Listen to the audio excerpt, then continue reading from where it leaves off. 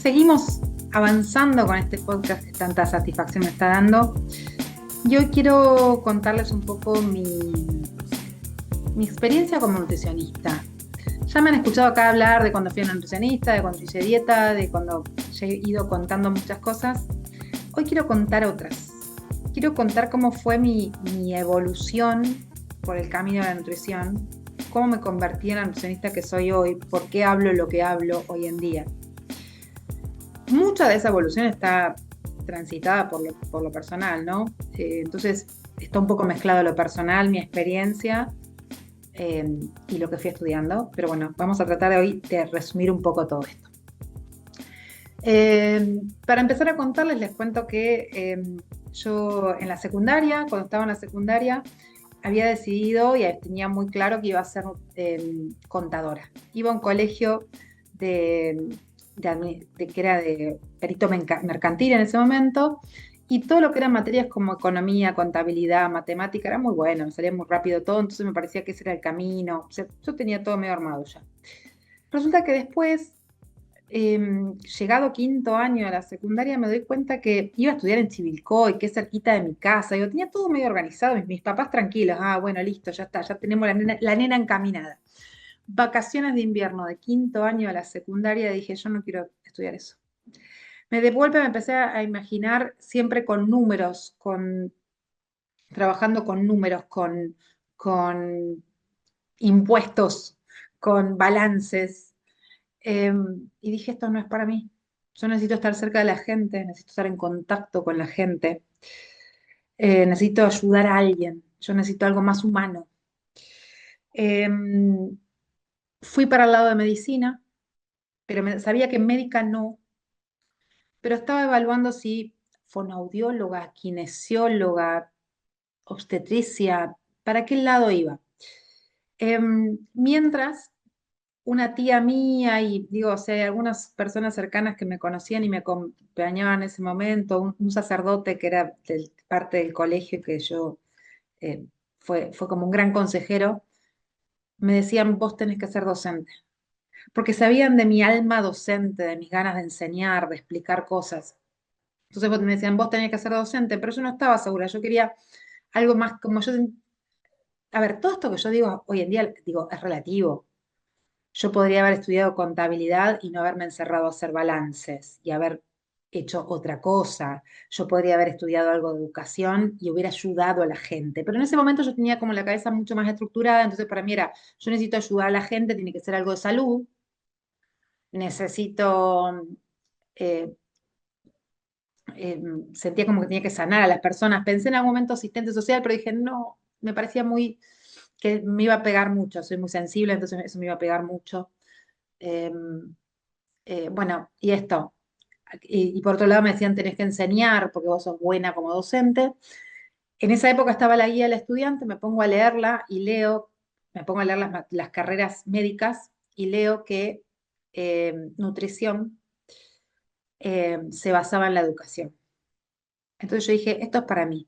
Más allá de eso, más allá de esa parte, sé que también me influenció haber tenido una madre que era dietante crónica, haberla visto toda la vida luchar con el peso, haber yo estado a dieta yendo a nutricionista, que me persiga el peso, que la imagen, que también lo venía sufriendo como parte de mi vida. Entonces se ve que todo eso confluyó en quiero estudiar nutrición. Yo vivía en Suipacha, me fui a vivir a Capital a los 18 años. Primero viví con amigas, después terminé viviendo sola, pero viví con amigas. En primer año estudié, y cuando estudias nutrición, yo estudié en la UBA. Cuando estudias nutrición, casi lo que te enseñan es armar, digo, aprendes un montón de cosas, aprendí muchísimo en la carrera, pero la manera de dar las dietas, digamos, es a partir de cálculos. Hay mucho cálculo matemático y yo estaba como en esta parte, podía expresar la parte de matemática. Y ahora después voy a retomar eso, porque dije esto. Bueno, cuestión es que yo empiezo en la UBA, al poquito tiempo de haber empezado, un primo mío que es médico me dijo, vos tenés que hacer la residencia cuando termines. Yo, ¿cómo que es la residencia? No tenía ni idea, recién empezaba, me dice, bueno, Más allá de que, o sea, las nutricionistas, me explicó, y ahí empecé a averiguar, las nutricionistas cuando nos recibimos no tenemos obligación de hacer residencia. Sí tenemos prácticas, tenemos 6 meses de prácticas, pero no tenemos obligación de residencia. Nosotros nos recibimos, hacemos esos 6 meses de práctica, que son 3 meses en hospital o algo por el estilo, algo más clínico, y 3 meses en algo más comunitario, dando charlas y eso. Pero cumplimos estos 3 meses y 3 meses y ya estamos listos para ejercer. Yo me dijo, pero mi primo me dice, que este primo mío que era médico, me dijo, te conviene hacer residencia, que son 3 años pagos, eh, donde vos trabajás dentro de hospitales grandes y se considera un curso de posgrado, donde vos, no, o sea, vas a aprender, te van a enseñar, vas a estar en hospitales grandes, vas a ver miles de casos y además, dentro de la residencia tenés ateneos, presentar trabajos de investigación. Me gustó mucho la idea.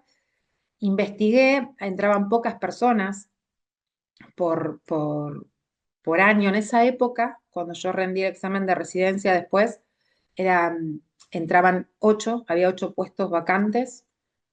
Normalmente se presentaban entre 80 y 100 personas a dar el examen, entraban los 8 o 10 mejores promedios y se combinaba la nota del examen con el promedio de la carrera. Por lo tanto, yo como de esto me enteré en primer año por ahí, yo ya dije, bueno, tengo que terminar la carrera con un muy buen promedio para poder competir en la residencia. Me pasé toda mi carrera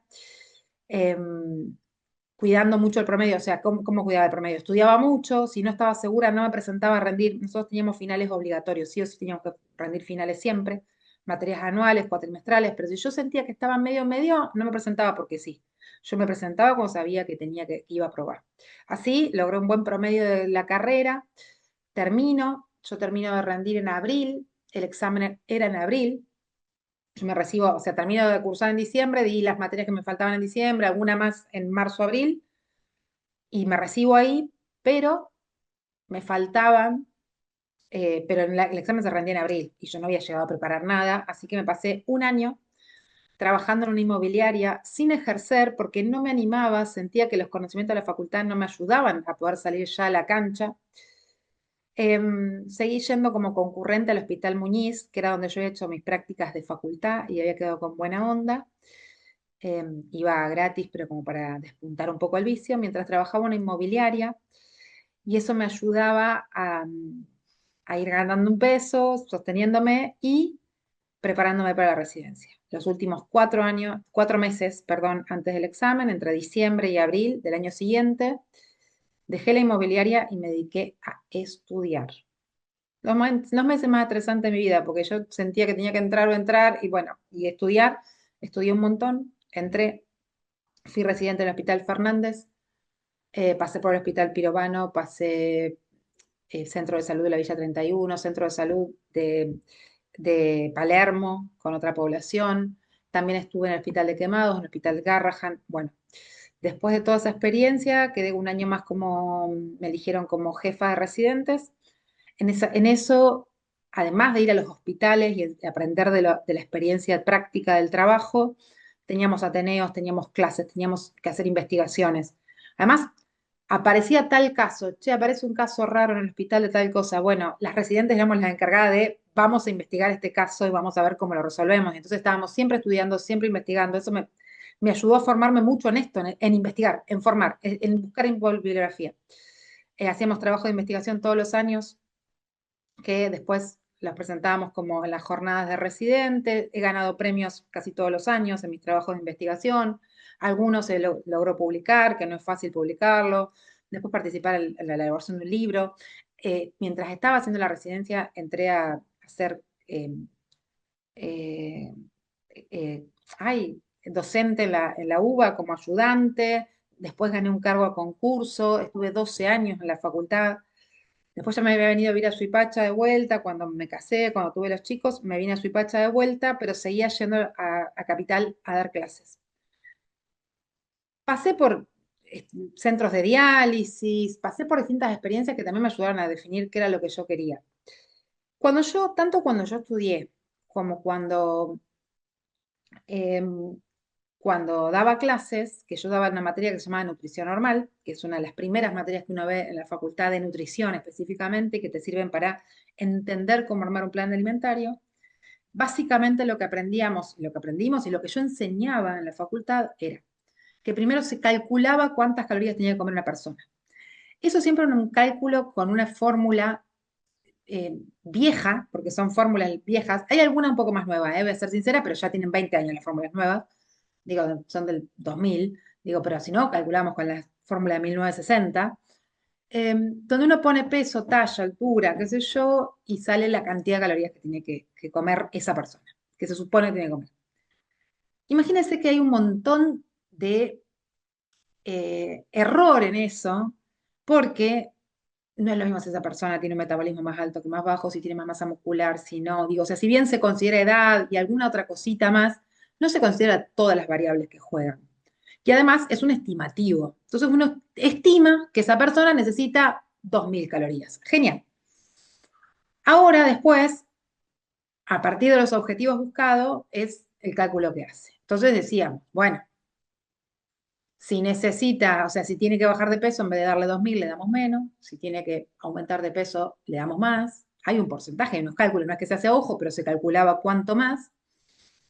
Si hace tanta actividad física, se le agrega esto, si hace menos actividad física, se le agrega otro. Y después manejamos porcentajes de macronutrientes más o menos iguales siempre.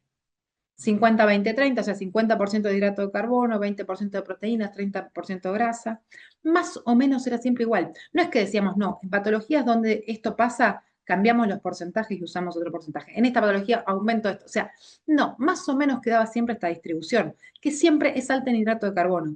Siempre mucho siguiendo la pirámide alimentaria que hoy está tan en conflicto, ¿no? Pero íbamos haciendo eso. Cuando uno se ponía a ver cómo llego a esas calorías, por ahí me faltaban hidratos de carbono, porque yo veía, me tenían que dar los números, era como un balance, yo que venía de la parte de contabilidad, tenía que dar los números y yo tenía que llegar a ese número, entonces por ahí me faltaba, che, me falta hidrato de carbono, 2 cucharadas más de azúcar. No importaba, ¿entiendes? Lo que les quiero enseñar es, buscábamos números. No importaba después si esos números eran a partir de azúcar o de dónde. Con que cerrara el número, ya estaba. Después, no sabes lo que era armar el plan de alimentación con esto. Che, me sobra, tengo un montón de azúcar, tengo pan, ¿qué le doy de comer con esto? Bueno, que coma tal cosa, como, no sé, una colación de pan con azúcar para meter eso, un té con azúcar con pan, porque me sobra, porque lo puse así. Bueno, digo, yo cuando yo lo estudié así, lo aprendí así, aprendí también a la facultad que tenía que dar 2 colaciones, aprendí que tenía que, digo, o sea, había un montón de cosas que aprendí que tenían que ser así, que yo tenía que dar 6 comidas en el día, comer a cada rato, era lo que me enseñó en el tratamiento de sobrepeso obesidad, que fue lo que me terminé dedicando, digo, o sea, yo pasé por distintos rubros, aprendí un montón de cosas. Ahora me acordé, tuve una aventura en la que armé el comedor para empleados con una colega que amo, que fue que si en algún momento escucha esto, quiero que sepas que todavía te amo con toda mi alma, que es Graciela, que fue quien fue mi maestra de la nutrición, mi guía, era la jefa del Fernández. Bueno, y con Graciela en un momento armamos el comedor para empleados donde se hacen los DNI. Eso fue año 2004 más, no, un poco más, 2010 de haber sido. Una experiencia maravillosa, aprendimos un montón. O sea, bueno, entonces yo he pasado por distintas experiencias, terminé entendiendo que lo que me gustaba era trabajar con sobrepeso y obesidad. Además de que era lo más frecuente, lo que más veía y lo que más experiencia había ganado, pero además era lo que más me invocaba.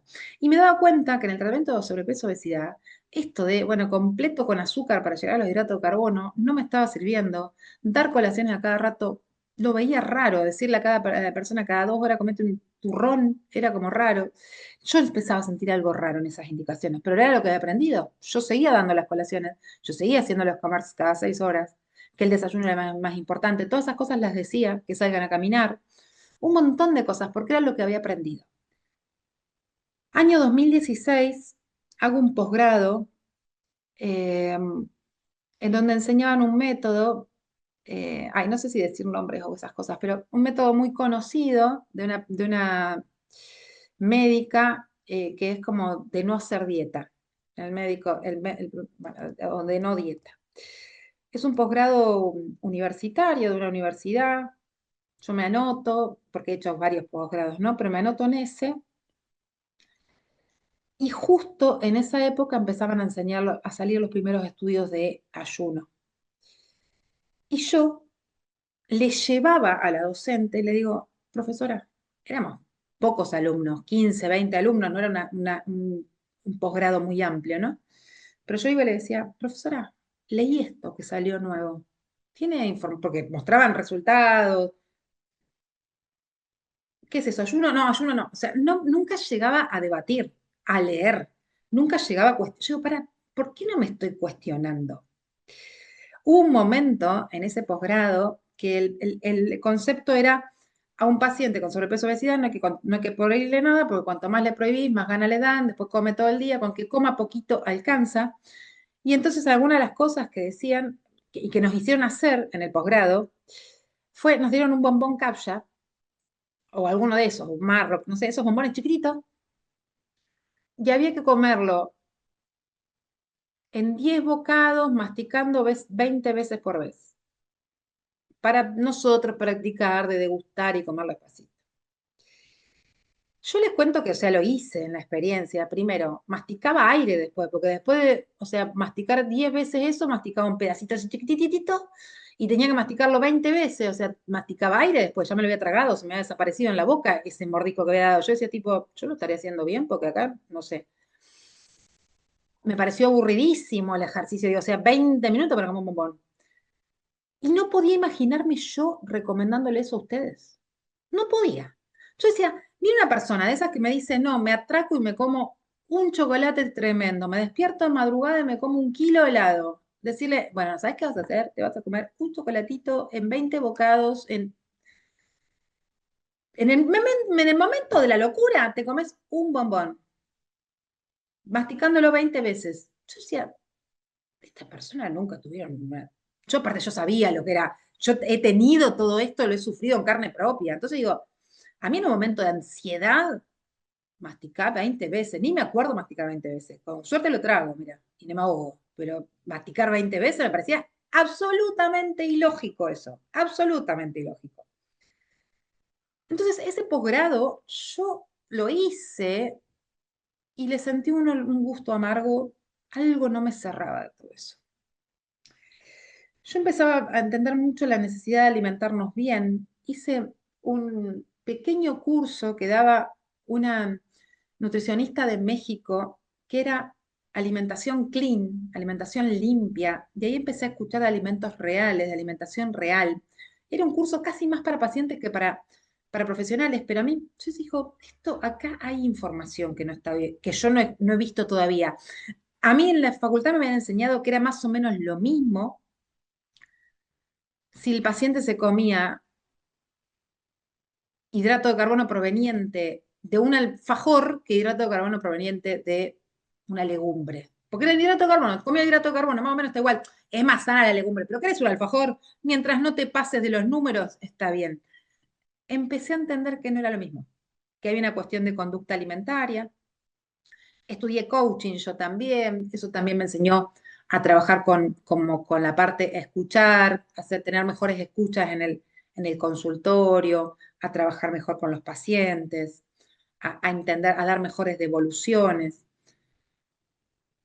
Después de eso, de este posgrado que ya les digo, medio no me cerró para nada, otro momento que recuerdo muy emblemático fue, tuve en el consultorio presencial en Suipacha 3 pacientes al hilo. Uno fue un paciente renal, en donde tuve que hacerle un recorte de proteínas, una dieta muy estricta y muy para cuidar su salud renal. Entonces le dije, mira, esto no lo puedes comer, esto lo tenés que comer así, te voy a mandar un recetario, vamos a hacer tal cosa, vamos a solucionar tal otra, tenemos que enfocarnos. Le enseñé, le expliqué la importancia, le di una dieta que era jodida, digo jodida porque no era tan amable y divina, pero era, che, tenemos que cuidar tu salud renal. Entonces, para eso tenemos que hacer esto, te enseño cómo, te ayudo, te doy herramientas, pero tenés que hacer esto. ¿Por qué tenés que cuidar tu riñón? Seguido del paciente renal, cayó un paciente con celiaquía. En Suipacha, por suerte ahora somos más nutricionistas, pero en su momento, digo, esto estoy hablando de 2016 o más o menos, que yo ya había terminado la residencia, ya había hecho este curso, digo, porque no sé, en esa época fue cuando se me empezó a dar vuelta la cabeza. Em, entonces, primer paso fue, che, esto no me está, no me está, veo al paciente renal. Segundo paso, digo, como en Suipacha, perdón, me perdí un poco, pero como en Suipacha no somos muchos nutricionistas, eh, recibimos un poco todo, no es que está la nutricionista renal, la nutricionista, yo en todo caso, si veo que algo me excede, lo derivo, pero si no, más o menos tratamos de resolver para que la paciente también no tenga que ir a cualquier lado. Atiendo al paciente renal, después atiendo a un paciente con celiaquía, lo mismo. Esto puedes comer, esto no, esto te produce esto, te produce lo otro, tenés que hacer esta selección, te doy un recetario, te ayudo, ¿qué hago? ¿Cuándo? Bueno, hace esto, lo otro. Siguiente, vino un paciente con obesidad. Yo venía de hacer el posgrado ese en el que le tenía que decir, come de todo pero poquito, no pasa nada. Y se lo decía y algo me hacía ruido en la cabeza. Digo, ¿por qué a dos pacientes que tienen un problema de salud les puedo decir, esto no te conviene, no lo hagas, yo te doy herramientas, haz otra cosa, pero no lo hagas porque no te conviene y te hace mal al riñón, te hace mal al intestino cuando si tenés celiaquía? Ahora, venía un paciente con sobrepeso y decía, no, bueno, puedes comer de todo un poquito. Come, el chocolate no te hace bien, pero no te lo vas a prohibir. Come chocolate, masticalo en 20 veces y comelo. ¿Por qué al celíaco le tengo que decir, no, mira, la pizza no puedes comer? No podés, no podés porque harina de trigo te hace mal. Si querés comer una pizza, comed así, así, pero no podés comer pizza. Paciente con obesidad. Ah, ¿y querés comer factura? Bueno, comete una. No pasa nada, ¿eh? Es malísima para vos, pero no te pasa nada. ¿Por qué? Yo había algo ahí que no me hacía mucho ruido. Prepandemia, 2019, por ahí, me conecto con un grupo de gente por medio de casualidad, por algún contacto que tenía en común, en donde yo le empiezo a decir, no, yo esto no estoy de acuerdo. Me dice, para, tengo a alguien que conoce, que piensa igual que vos, me, que le hace el mismo ruido, las mismas cosas. Me contactó con un grupo que tengo que participo, que hay mucha gente muy piola, muy copada, muy conocida, donde se arman buenos debates, donde se comparte buena información y donde empecé a entender que había otra forma de ver la obesidad. Hice posgrado en Saota, que digo, o sea, yo lo había hecho el posgrado en Saota cuando estaba estudiando y lo veía tan raro a todo lo que yo planteaba que yo no le di mucha importancia. Volví a hacerlo después, prepandemia, y dije, sí, esto es por acá. Empecé a contactarme gente en pandemia, 2021 creo que fue, estudié nutrición funcional, ahí entendí, o sea, la importancia de los alimentos, la importancia de la conducta alimentaria. Ahora estoy estudiando ciencias del comportamiento. He hecho todo un recorrido para entender que el ayuno sí sirve, que regula la conducta alimentaria, que lo que comemos nos influye no solo a la hora del peso, que tenemos que entender que hay un montón de cosas que nos definen, que no es lo mismo, que todo un poquito no se puede, que deberemos elegir lo que nos hace bien a todos, que tenemos que trabajar las bases de atrás. ¿Por qué cada vez que estás triste comes helado? No vamos a hacer nada con eso. Lo único que te voy a dar es una receta de helado light.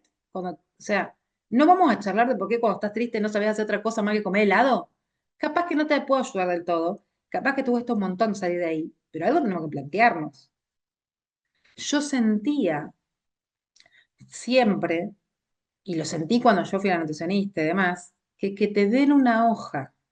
Cuando vos tenés un tema con tu alimentación, cuando vos venís de probar muchas dietas, cuando vos ya medio sabés todo, que te den una hoja y que te digan, come esto, no alcanza.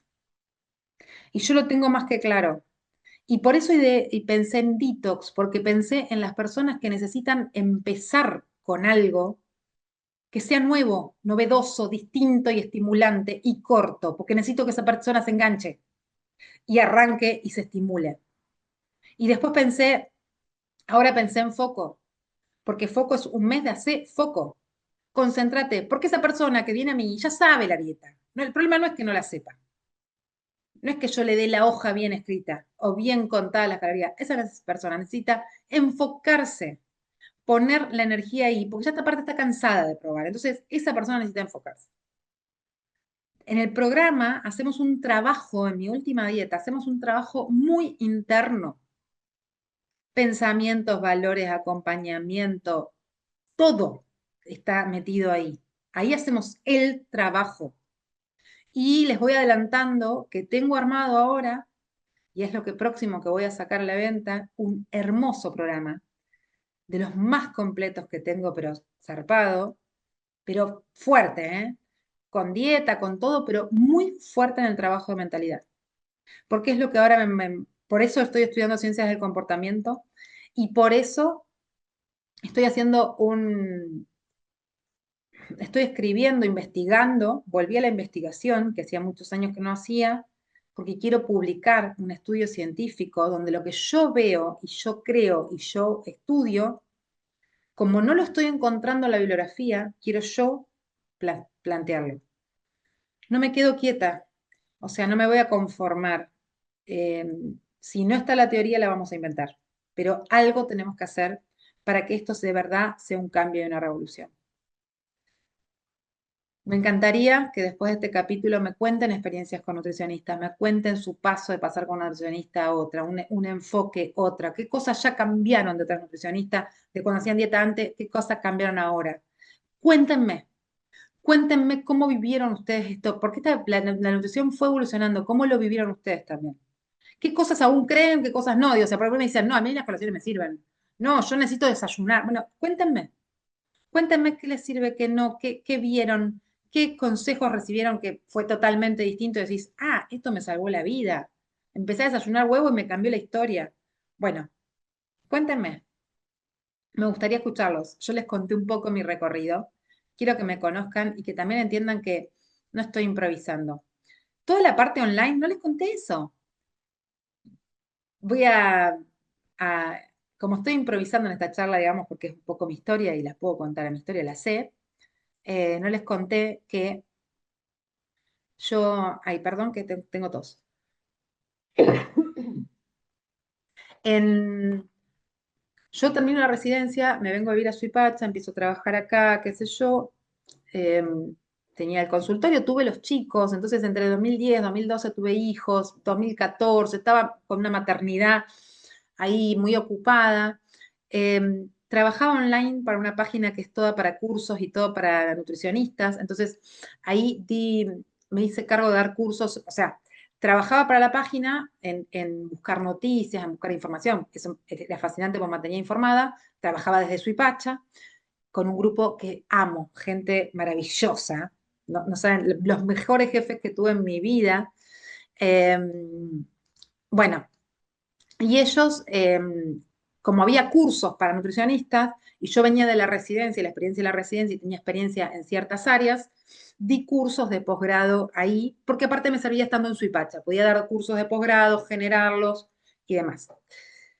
En esa época, cuando mi niño nace, el más chico, 2012, yo no podía, y mi niño tuvo muchas internaciones, tuvo un primer año complicado el muchacho. Entonces yo en esa época ya era ayudante de cátedra en la facultad, pero no me costaba mucho viajar a dar clases. Nació en abril, tuvo 2 internaciones. La segunda internación terminaba en junio de salir, digo, o sea, fue como jodida esa primera etapa, entonces yo no podía viajar a Buenos Aires a dar clases y sí ayudé con otros proyectos de la facultad.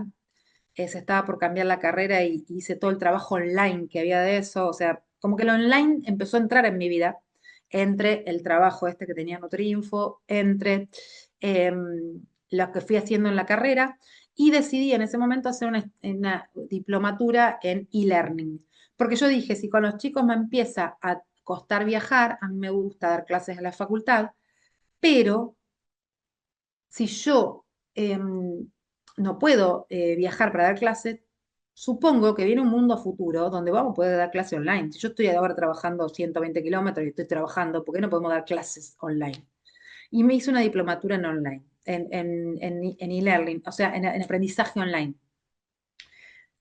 Todo eso hizo que después, más o menos 2014, 2015, en un momento yo diga, bueno, o sea, lo online había entrado en mi vida. Y yo necesitaba, siendo madre joven, no tan joven, pero madre con niños pequeños, en realidad no era yo joven, mis niños eran pequeños, madre con niños pequeños, que vivía lejos, pero necesitaba seguir comunicada, yo necesitaba que lo online fuera parte de mi vida. 2014-2015 estaba Facebook, abro una página de Facebook que una amiga me ayudó a ponerle el nombre que fue Más que la Balanza, pero esa página nació con la idea de, y voy a poner un par de recetas, le voy a dar como un extra a mis pacientes de Suipacha, cuando los vea, le digo, entra a la página, vas a ver consejos. Nació así, Más que la Balanza, primero se llamó Más que una Balanza. Si buscan, está en Facebook Más que una Balanza, en el mismo día la cambié y quedó, no sé cómo eliminarla, entonces quedó Más que una Balanza vacía y tenemos Más que la Balanza. Nace Más que la Balanza en Facebook.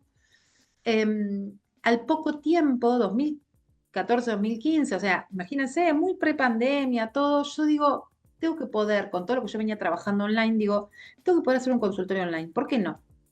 Y decidí, porque la página esa de Facebook se había empezado a mover, me consultaba gente de Chile, yo no estaba fascinada.